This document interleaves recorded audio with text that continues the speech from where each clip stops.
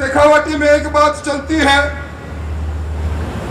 कि आदमी के जाने के बाद या तो बातड़ा रवे या भीतड़ा रवे या गीतड़ा रवे। जो सदकर्म कर जाते हैं उनकी बातें जिस प्रकार यहां मंच से अभी सुंदरलाल जी के उस जीवन व्रत को 1960 में एक ग्राम पंचायत के पंच से राजनीतिक सफर प्रारंभ किया। अपनी रागनी के माध्यम से जिन्होंने आजादी और आजादी के तुरंत बाद में वेदों के साथ और आजादी की शहादत देने वाले हैं उन शहीदों के लिए रागनी के माध्यम से जन चेतना जागृत की। कितना लंबा सफर रहा। एक पंच और फिर उसके बाद 7 बार लगातार विधायक, सरकार में मंत्री, और उसके बाद अगर मैं कहूं उनके जीवन वर्ग पर ज्यों की त्यों धर दीनी चदरिया। आज इतना बड़ा समूह बैठा है। राजनीति में व्यक्ति आता है, कई आंखें उस पर उठती है, कई बातें चलती है, पर कुछ व्यक्तित्व ऐसे होते हैं जिन पर लोग जाने से पहले और जाने के बाद उनके सदकर्मों को याद करते हैं। ऐसे काका सुंदरलाल, और मैं धन्यवाद देना चाहूंगा कैलाश जी आपको कि आप उनकी यादगार में स्मारक बना रहे हैं। निश्चित तौर पर कुछ व्यक्तित्व ऐसे होते हैं जिनको परिवार में बांधा नहीं जा सकता।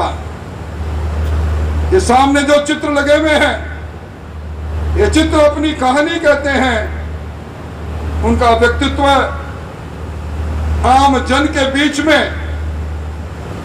एक जनता के रक्षक और सेवक के रूप में, सच्चाई शिद्दत के साथ राजनीति करने वाले व्यक्ति के रूप में, और पूरे जीवन खुददारी के साथ जीने वाले व्यक्ति के रूप में मैंने उनको देखा है।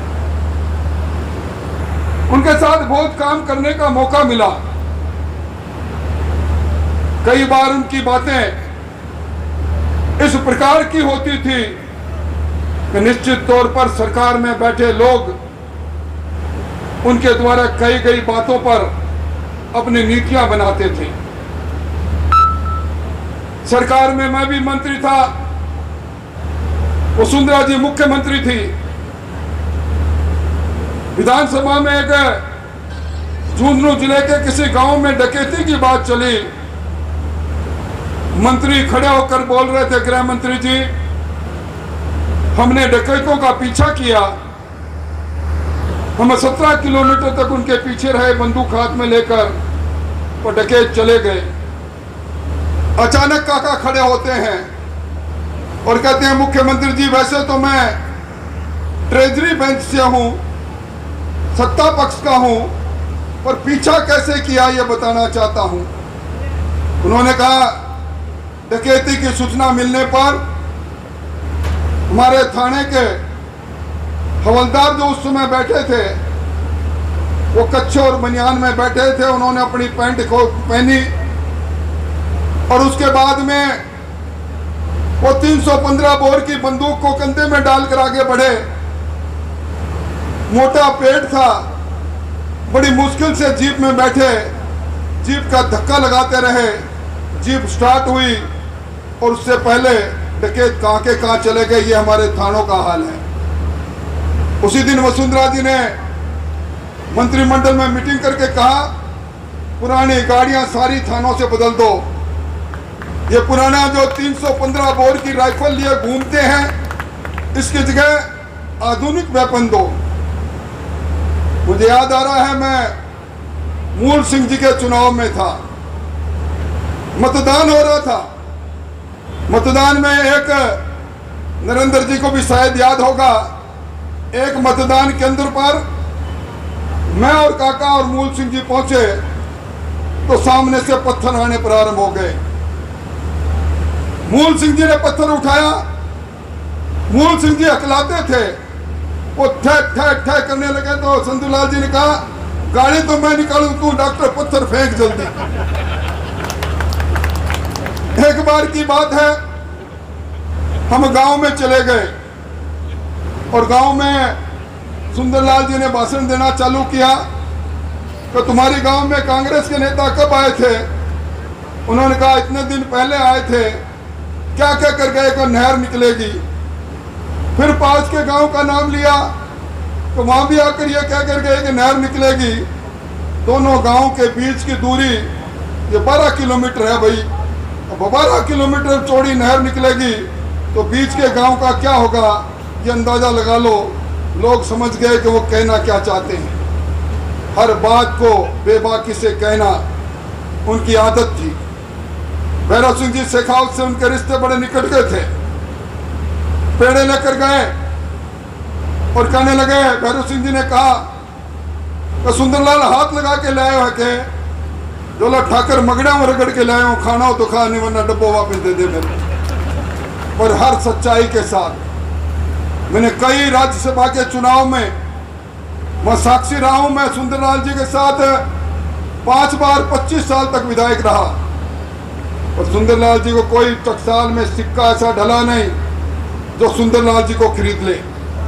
उनके व्यक्तित्व पर कितनी भी बात की जा सकती है, पर मैं अंत में यही कहूंगा कि आना जाना लगा रहता है। पर कुछ लोग ऐसे हैं जो जमाने के लिए जीते हैं। जमाने के लिए जो जीता है, जमाना उसे याद करता है। जिए तो इस तरह जिए कि जमाना याद करे, मरने के बाद भी अफसाना याद करे। इसी प्रकार का एक अफसाना सुंदरलाल जी लिख कर गए। मैं समझता हूं कि एक गांव में रागनी के गाते गाते विधानसभा में बात कहने वाले व्यक्ति तो बिरले ही रहते हैं। आज उनकी प्रथम पुण्यतिथि है। मैं देख रहा था जब मैं कैलाश के गले मिल रहा था तो मुझे कह रहे थे धीरे से, आज के दिन आपके काका चले गए थे। आंखों में थोड़ी नमी आई तो मैंने एक बात कही, आदमी आता और जाता रहता है, पर गर्व की कितनी बात है कि आज इस प्रथम पुण्यतिथि पर उनको श्रद्धा सुमन प्रकट करने के लिए ये जो मंच सजा है, अलग अलग राजनीतिक दलों के लोग, वह समाज के लोग भी हैं और सामने विराजे हैं। कितनी दूर से सिर्फ जब उन्हें मालूम पड़ा कि मंच सजा है उस पर आए हैं। मैं धन्यवाद देना चाहूँगा और मैं नरदेव जी आपको धन्यवाद देना चाहूँगा क्योंकि आपके साथ उनकी रागनी कई बार सुनने का मौका मिला। आपकी हर रागनी के अंदर समाज के प्रति उपदेश है। आज के इस समय के अंदर जब सामाजिक मूल्य दरक रहे हैं उन पर कटाक्ष है। काका भी ऐसे ही किया करते थे। काका तो सच्ची श्रद्धांजलि। आप सब लोग आए, आपका अभिनंदन, कैलाश को बधाई। और यही कहूँगा आज के दिन एक मार्ग वो चल पद चिन्ह छोड़ कर गए हैं, उन पद चिन्हों पर उसी मजबूती के साथ आगे बढ़ो। जमाना आपके साथ चलेगा, आप आगे बढ़ेंगे, काका के आदर्श को लेकर आगे बढ़ेंगे। जमाना आपके पीछे पीछे चलेगा। काका को हार्दिक श्रद्धांजलि। बहुत बहुत धन्यवाद। बहुत बहुत धन्यवाद राठौड़ साहब।